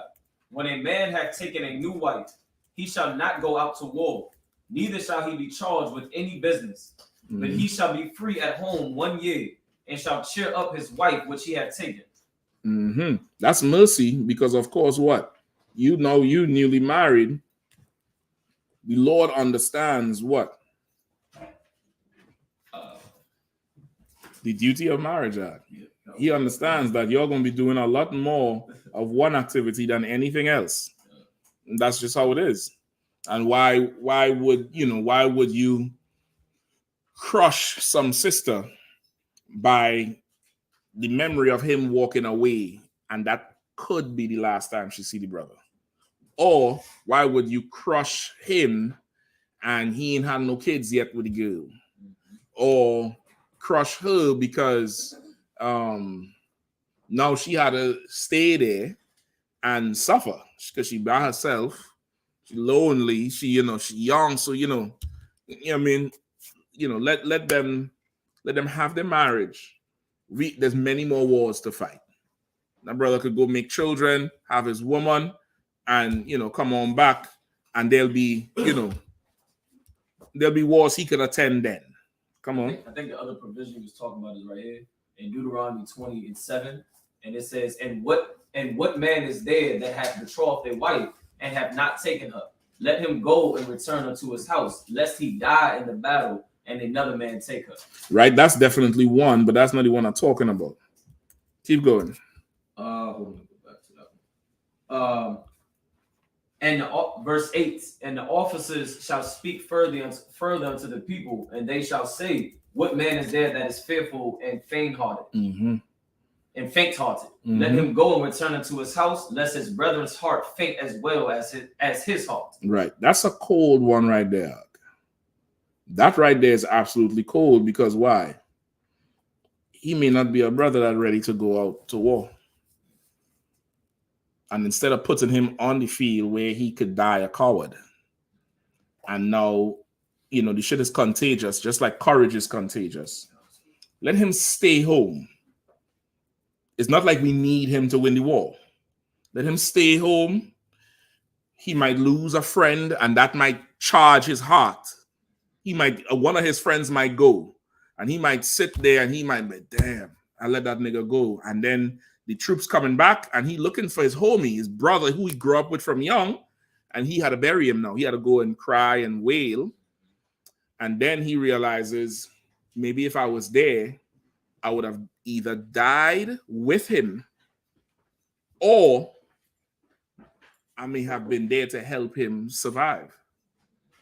And he'll be like, what? I ain't staying home no more. Fuck this lack of courage shit. I'm going. I'm scared, but I'm going. You understand? Yeah, I'm going. I'm going now. You get the point? But the oppressor, he doesn't think like that. Whoever has to go, the heathen doesn't think like that. That's why you have them child suicide bombers. You get the point? Right. Not saying that, adult one is better. That's not what I'm saying. The point I'm making is the way they think is absolutely without mercy. It's something absolutely without mercy. They don't consider anything. You understand what I'm saying? They don't consider what they're doing. They don't give a damn. They really don't give a damn. And that's it. Go ahead. Somebody had their hand up? Come. Please. What's the Hebrew word for work? For what? Work.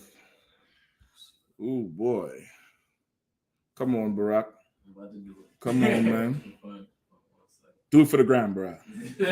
I ain't gonna do it. Do it for the gram. I ain't gonna do it.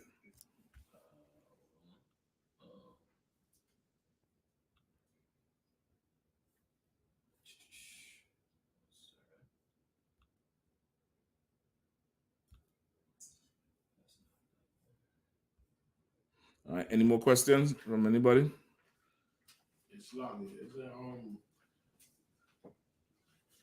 Is there an official study guide to help, a brother study outside of the officer study guide? What do you mean?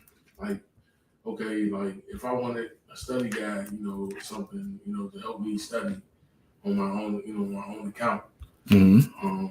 Is there anything the school offers to study on your own account? Yeah, outside of class on different hours and stuff like that. Because I know, before you take the officer's test, you get a certain, I guess, study guide, what have you. But I'm just trying to see if there's something. Okay, so this is what you could do. I would be in class more. You understand? I would be in class way more. Like being in class would not even be a question for me. You get me? I would be in class so goddamn much, where it's not even I'm going to learn so much just from being in class. You understand? I'm going to learn so much just from being in class. I'll have a ton to study. I would read a lot. I would read, just open the Bible and read and get a notebook and write down what you don't understand. Because you're so young, there is going to be a lot you don't understand. You understand me? And that will allow you now to, you're going to develop questions. You're going to want the questions answered. You're going to come to class because this is the only way you can answer. You can get the questions answered. You get the point? It's okay. Learning the truth is no different than it is getting any education in any school. How do you become the best lawyer or doctor? By going and attending classes and asking questions on shit you don't know and getting the wisdom from whoever is the teacher. And with enough years of doing that, brother, you're going to become prolific in the work of the Lord. You're going to become, just ridiculous with the knowledge because you were taught well. You get the point? Because you were taught well, and that's how you do it. All right? You found it? I believe it's I-bar. Mm-hmm. It might be IBAD. IBAD, which is to serve or a servant. Even the Sabbath service procedures, I believe, is Shabbat Ibadah or Ibadah. Damn. I had to go to the Hebrew, the Strongs. Right? It might be that. All right, hold on. Let me see what I have here. Oh, it's not in Hebrew here. Right? But I believe it's Ibad. Right? Like Ibadia, servant. Right? Or the Lord's servant. Or servant of the Lord. Ibad. I believe that's what you want for to work. You could look it up in Genesis what work is. That's what it is? Yeah. Ibad. That's the root word. Right? The root word of it. Working is service. Service to something. That's, it's a lot of work. You work with your kids is serving them. You get the point? Come on. I was saying, I'm not sure. I mean, because I know, I don't know if he's a captain now or not. Because I know he's been around for a long time. Who's that? But I know he used to be Officer I.S.U.P.K. Is that what his name is? I.S.U.P.K in New York. Come. Yeah, he's an officer. Yeah, I.S.U.P.K. That's correct. All right, we good? Come. Any more? Anything online? I'll take one more. I didn't see any questions online. And I went up to the top because I wasn't sure what got covered already. I don't see no questions, sir. All right, so we good to go? Let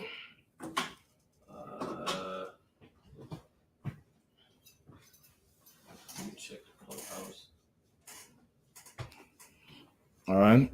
Let me make sure I ain't holding no more precepts for you all. The whole death thing we cover.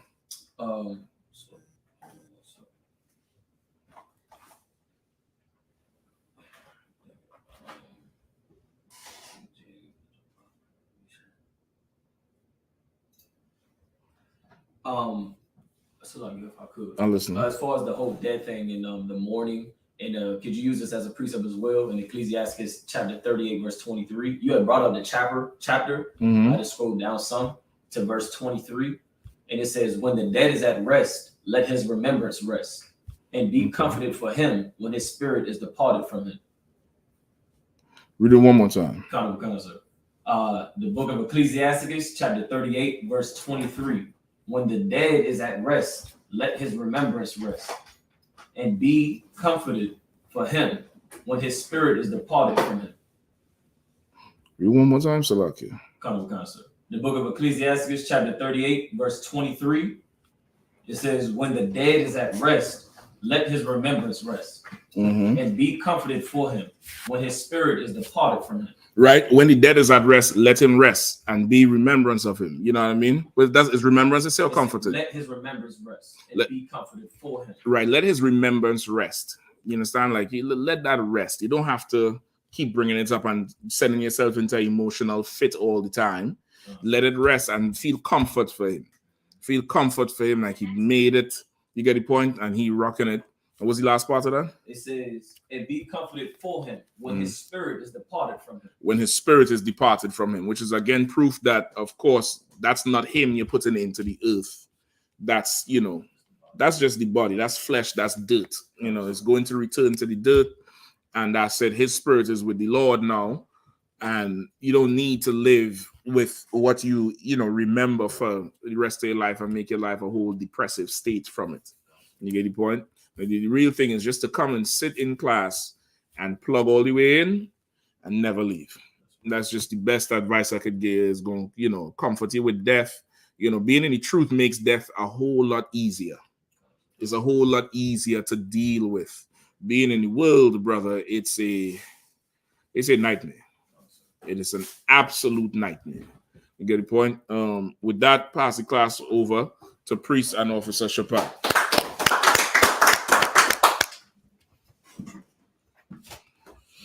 I.S.U.P.K security announcements. We at I.S.U.P.K at 1 West 125th Street, Harlem, New York, under Commander General Yahanna. New rules for brothers and sisters. When a new brother or sister comes to the school, they're off limits for 6 months. They're here to be saluted only. They're here to share themselves with the world. After 6 months, if a brother or sister has an interest in a particular person, he or she must get permission from the head to speak to a brother or sister. There's another 6 months in which the brother or sister will court each other. After this 6-month period, the brother or sister will get permission from the head to marry. Tithes, which is a commandment. You can find this in the book of Numbers, chapter 18, verse 21, and the book of Malachi, chapter 3, verse 8 through 10. Means tenth in Hebrew, and it's pronounced Ma'ishu. 10% of every penny of any increase the Lord gives you, you give it to the Treasury Department or teachers. Pre-fund, free will offering for priests, not mandatory. Whatsoever amount you would like to give. Upcoming holy convocation, memorial of blowing trumpets, first day of the 7th month, Sunday the 25th of September, 2022. You can find us in the book of Leviticus, chapter 23, verse 24 through 25. Remind Akim and Aquatin to check on social media, such as ISUPK.com, Facebook, Twitter, YouTube, and so on for ISUPK events and materials.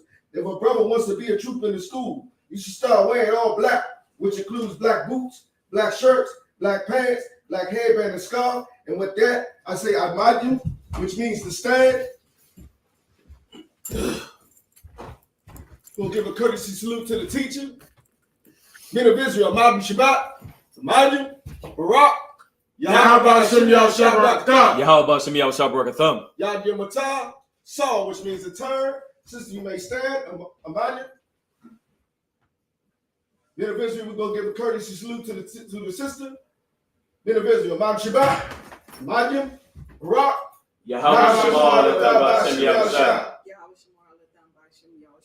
Yad Yamata, class dismissed. Well, did you tell us about writing before? We said, Did you tell us about writing? yeah, what was that, a train station or A something? little question. Yeah, I got you. That's what it is. We're going to rock up here first. You know what I'm saying? We said,